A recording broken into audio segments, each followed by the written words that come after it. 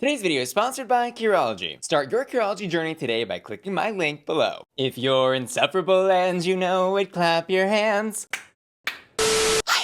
It's me, Buzzosaurus Rex, and welcome back to Hot or Hot. And today we'll be reviewing episode 8 of Rupaul's Drag Race All-Stars Season 9, where our queens were challenged to create runway looks taking inspiration from some of RuPaul's most iconic songs. And we'll, of course, be going queen by queen to break all that down, but first, have we got a doozy to cover today? My god. We've got a brand new season of Drag Race on the horizon, and it's called Trinity the Tuck versus the World. Because as it turns out, this queen has drama with everybody, and she's not afraid to speak on it. So grab a snack and loosen your girdles, because we're gonna jump right in. So Trinity versus the World began just a couple of days ago when Sibling Watchery published the All-Stars 9 Episode 7 review featuring Monet X Change and Trinity the Tuck. A video which starts off with Trinity candidly saying she's gonna start off the episode with some drama, asking Monet X Change, "Tell me a Ru girl that you hate." Monet then answers that while she doesn't really hate any queens from the franchise, she has had some very public beefs with queens like Tamisha Iman and Gia Gunn, both of which have been mostly resolved, and that she did have an issue with Maddie Morphosis before she ultimately fell in like with her from watching her podcast. The only queen Monet admits to having an open mutual beef with is the Vixen. The Vixen and we're not friends. She doesn't like me, I don't like her. And by the way, if you wanted some context on any of those old dramas, I've linked those videos where I've covered them in the description of this video. And although Monet doesn't start any new beefs or call any queens out in this video, Trinity certainly does. When Monet returns the question, who are some Ru girls that you don't like, Trinity immediately starts going off about Farrah Moan and Jade Jolie, and later has some stuff to say about what may or may not have happened behind the scenes of All-Star 7 with Shea Coulee. And regarding Farrah Moan, she says this: "I used to love Farrah Moan until she started all this drama during COVID. She tried to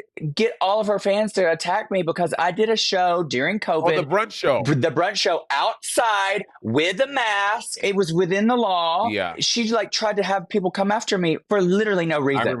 Literally there was no reason. I didn't do anything illegal or wrong." I remember that. And elaborates that she was particularly offended by Farrah calling her out in this time period, which was around the start of the pandemic, because allegedly Trinity had actually invited Farrah to come stay at her Florida house for a little rest and relaxation, while she, Farrah Moan, was apparently going through some tough emotional times. She was struggling a lot with mental stuff, and that's no joke. I told her, I said, "Girl, if you need to get away, you can come to Florida. I have a guest room. I'd be happy to host you." It's not like we were really good friends, but I did extend my hand to try to help her in that time. And so for her to come out was just out of left field. If you really had a problem, you should have came to me as my friend. But Farrah Moan was quick to address this drama on her Twitter profile, posting this on June 27th. "Hi Twitter, since a certain trailer trash demon can't stop bringing me up in whatever platforms people are still giving her for some reason, when I've done nothing but stay in my own lane, I would like to tell you all a little story. Once upon a summer, I had a beautiful romance with a trans man in San Francisco. On one of my trips to visit him, my season 9 sister Trinity, the Botched, happened to be in town, performing at one of the clubs. We were still friends at this time, so I hit her up to meet us for dinner. Now, clearly, Trinity could not tell that my date was trans because not even 5 minutes into us sitting down, Trinity decides to go on a rant saying, 'Can y'all believe there's men with—'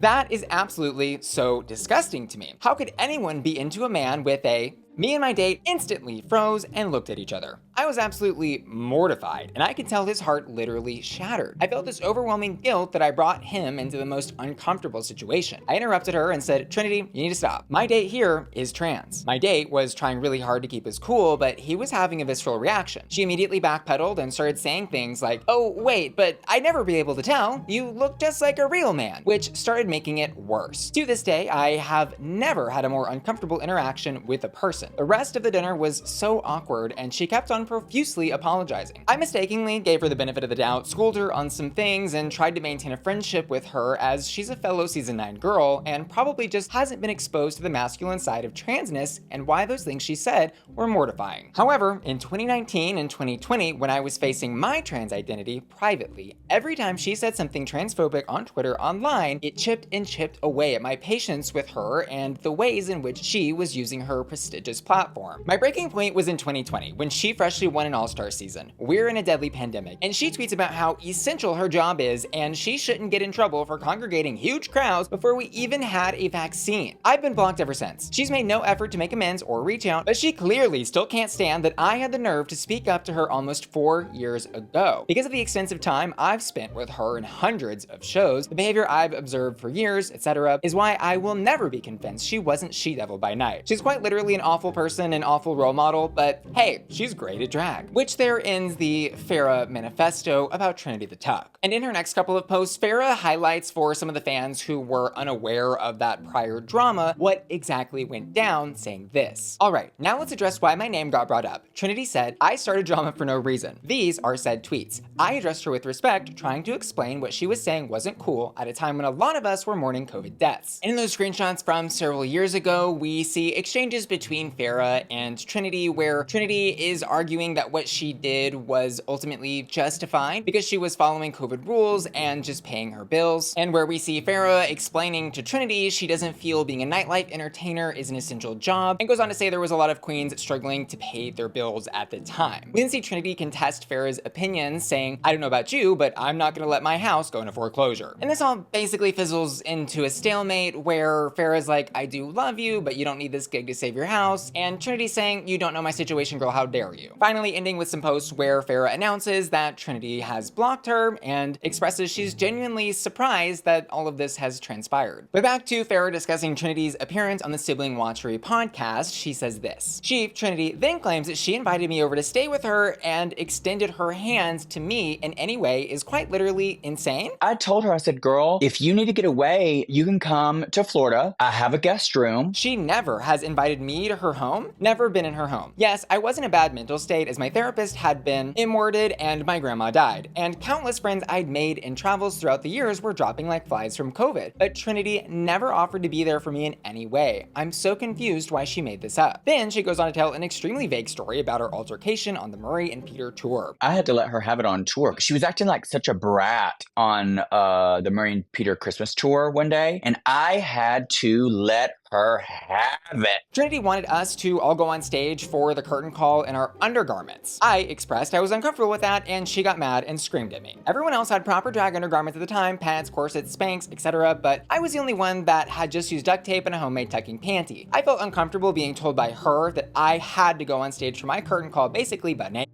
Which concludes the Farrah segment of Trinity versus the world, but moving on to Jade Jolie, Trinity said this. Who else do I not like? Jade Jolie, because she spit on somebody in their face and called them fat. There is a recording out there of this. That's why she got fired from Play. Which is a story that seemingly has been corroborated by Willem on the Race Chaser podcast, where Willem alleges this. Our sister Jade Jolie had said, well, now that Adele's thinner, maybe I'll do some Adele into my act. Carmen Kazi got lit and mad and started recording. She confronts her and says, well, you think I can't do Adele now because I'm not thin? Or Jade's like, no, you can do it still. It gets confrontational enough that Jade rears back, and it's all on camera, hawks the loogie right on Carmen's face. She was recording the whole thing in order to get Jade fired, so Jade got fired. From Play? Mm-hmm. And I want to highlight, I'm not reporting on the veracity of these stories, but just sharing the clips in which the story has been talked about in order to demonstrate what type of story we are indeed talking about.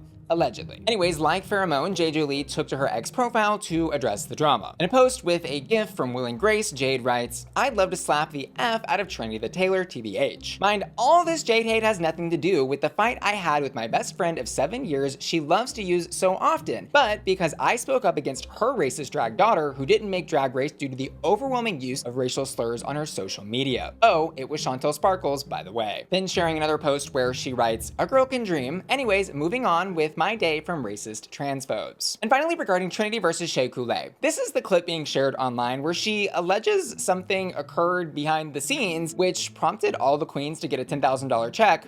Allegedly. Girl, what they need to do is do what Shea Coulee did and threaten to quit because you don't see a path forward and demand $10,000, which gets everybody $10,000 extra dollars. That's just fan fiction, by the way. Conjecture and speculation, guys. Which in my personal opinion, is a pretty crazy behind the scenes allegation to make, especially if you're not willing to back it up. But here we are. So Shea obviously heard what was said in this clip and posted this to their ex profile, writing, "Wait, not me catching strays from Trinity on this podcast too," with an unrelated photo of Ben de la Creme with a microphone. Shea then makes another post to her ex profile saying, "Dare I say we need another season 9 reunion?" Where Farrah Moan chimes in, "Low-key would love this. Who would be the host?" Personally, I would nominate Maddie Morphosis for hosting this. Oh, that would be great. And the final bow on Trinity versus the world is her seeming to address all of the queens, addressing her statements from the podcast, where she posted this to her Instagram profile story. "Well, we wanted drama, ... LOL, happy Pride, excited for the next podcast." Which I can presume she posted there because she has either deleted her Twitter or is banned from the platform. I'm not sure. But yeah, Trinity stirred the pot, a couple of pots, and elicited some responses. So I guess that shouldn't be too surprising to her, especially considering she started that podcast saying she was gonna start with some drama. And all I can really say is it seems like she's found the attention she was seeking with her pot stirring. And I doubt we'll see a happy ending to any of this drama, but you know, I've got my popcorn, I'm staying tuned, and I'd love to know what y'all thought about everything in the comments below. But you know what I'm proud of this summer? My skin. And that's thanks to the sponsor of today's video, Curology. I'm thrilled to say I've been using Curology's 3-step routine for over 2 years now, and I couldn't be happier with the results. There's just nothing like the confidence of knowing my skin will be clear when I wake up in the mornings, especially in these hotter, sweatier summer months. Here's how it works. First, I wash my face with Curology's acne cleanser, formulated with benzoyl peroxide to treat and help prevent acne. Effective but gentle enough for everyday use. Then I apply my Curology custom formula, a leave-on overnight treatment cream customized by a dermatology provider. This is what keeps my skin free of breakouts, clogged pores, and blackheads. And finally, I apply the Curology Rich Moisturizer with hyaluronic acid and shea butter. I love doing my Curology routine because it keeps my skin clear and gives me confidence every single day. Back when I first started using Curology, it took just a couple of weeks for me to notice my breakouts were less frequent and less severe. And I've also noticed improvements in my skin's fine lines, tone, and texture, which is a gag because I'm actually getting older, but feeling and looking younger. Remember though, your results may vary, and while Curology isn't a miracle working product, it certainly has brought a level of consistency to my skin that is truly invaluable. Oh, and an absolute must for these sunny summer days is the Curology sunscreen. Finally, a no-clog grease-free sunscreen with SPF 30 that melts right into your skin and doesn't make me break out. I love using Curology, and you will too. Start your Curology journey right now by clicking the link in the description of my video. On their site, you'll take a quick quiz to assess your skincare needs and send in 3 selfies. Then a dermatology provider will take a look at everything and prescribe you a custom formula and skincare routine to work alongside it. So what are you waiting for? It's clear skin summer and you can't waste another second. Head to the link in my description to start your Curology journey today and get a special offer on your first order. Thanks Curology for sponsoring today's video. And now onto the drama from All Stars 9 episode 8, which starts off with a discussion of if the math is mathing. And you'll remember that last week Plastique was telling everybody that she's come up with some math which maybe explains that the person with the ruby red snippers should snip somebody with less stars than they have so they don't catch up to them, thus preventing them from potentially entering the finale. And this was apparently some math that Angeria agreed with because she chose to snip Gottmik instead of somebody with the most badges. But Angeria is here obviously catching some heat for her decision because it's kind of unprecedented for her to do what she did. And Gottmik straight up calls her out saying, "I'm playing a game of fairness and you're playing a game of chess." And look, as gay people, it's our right to choose not to do math. So regardless of if the math is mathing or not, it does seem like Angeria did make a strong competitive choice by snipping Gottmik. But considering Gottmik and Roxxxy basically have an alliance, was it the most strategic choice? That we'll find out next week. And now in the order they hit the runway, first up, she went to Dodge. It's Plastique Tiara. As a quick little refresher, y'all, she absolutely slayed the ball. Her design creation was stunning, crazy, big, bigger than maybe anything we've ever seen on a Drag Race runway in a design challenge before. Like, it was incredible. And she, after receiving her Star Baby themed box, says, "In this challenge, I'm gonna go bigger, bolder, and better." And her look tonight is, it's a look. Psych! Not winning the acting challenge, I fear, but her look here is phenomenal. No joke, no cap, all riz, period boots, mama slay. And her look presentation starts off with the train, which is actually a layered pattern of sequin stars wrapped around the front of her body, which opens up to reveal this gorgeous gown, and of course the train as it falls behind her. And this look is so gorgeous. It is stunning. I love the color palette. I love the star shapes that she incorporated throughout this look, not only in that train, but on her chest piece and on her gloves. I've just gotta say, it is truly insane what she was able to accomplish here in the same time that other queens did what they did. Plastique shot for the moon and landed on multiple stars. This look is hot. And next up, Helotus, it's Jorgeous, who I suppose is quite the designer herself, bringing with her to this competition a win in her season 14 ball, where she made this iconic look with the cookie cutters. And we'll leave that one alone for now. But I will say the look tonight is fun, and I think evokes that pop girl energy that she was hoping to achieve with the I Bring the Beat box. I like the pigtails. She's absolutely beat. She looks gorgeous. And the juxtaposition of that sequin shiny half of the top part of her look and skirt with the flat green is really nice. But it's not a look that's leaving me gagging, choking, gasping for air. It's just kind of a look that is there. I think the panels are kind of oddly shaped, and I think the skirt has a waist that is far too low and is far too short. Also, I'm not really seeing a good hem on the skirt or on other parts of the look. I think those technical details just weren't quite finessed here. And in addition to those technical details not necessarily being finessed on this look, I think she was also lacking a bigger concept. So this look I'm gonna give a. And next up, Gottmik, who gets the New Friends Silver, Old Friends Gold box, which of course is filled with tons of beautiful silver and gold fabrics. And Gottmik literally has a stroke of genius in creating this look because she chooses to weave the silver and gold together to create a really thick braid, which she then ultimately uses to make a dress. And the braid itself is really gorgeous. But I loved it even more when she was explaining the concepts behind the weaving of the two colors, explaining that old friends and new friends are coming together. My only issue with this look was using a really thick braid to create a dress, I think did take away from the impact of her silhouette in this look, because due to that thickness of the braid, it kind of bunches up and creates, I think, boxiness, where we should be seeing a little more va-va-voom hourglass silhouette like she typically presents on the runway. But I certainly applaud what she did here. It's incredible. I'm gonna give this look a. And next up, the original RuPaul's Drag Race queen, Shannel. And Shannel's big drama this episode is a conversation she has in the workroom with Ru, where she opens up about her ultimately self-elimination on season 1. We hear Shannel say that for the past 15 years, she has felt like a failure and that she let Ru down. But Ru puts her mothering hat on and tells her, no, you didn't let me down. I'm proud of you. You're an icon. And in addition to this great back and forth we get between Shannel and Ru, she also gets first privilege at choosing her box theme. Of course, selecting the Hey Sits' Christmas box because, you know, she is the Christmas queen. And when I saw Ru tell her that, hey, you get to choose first, I was thinking, oh, Ru is definitely throwing her a bone. He wants her to win this badge. But what I see here is a huge setup for Shannel to win a badge ultimately falls through. Because apparently Shannel hasn't touched a sewing machine in 15 years, which, like, hey, there's nothing wrong with. But it was shocking to hear that wasn't a skill set she's added to her resume, considering she was coming back for All Stars to impress the children. Anyways, the look she unwraps for us on the runway is this one, and it's very Christmas. I see the theme. Got a green, red, and gold dress. We got some bows. So, like, conceptually, sure, I guess she met the brief, but she didn't do anything unexpected or exciting with this look. It's a basic cocktail dress with some oversized bow accessories that I think are honestly meant to hide some of the poor construction details of the gown, like the fit seems a bit off. And indeed, we see her struggling to keep that dress at the correct length when she is walking the runway. And so sure, I was a little disappointed here. Girl wanted a present. And so I would say this look is just a warming.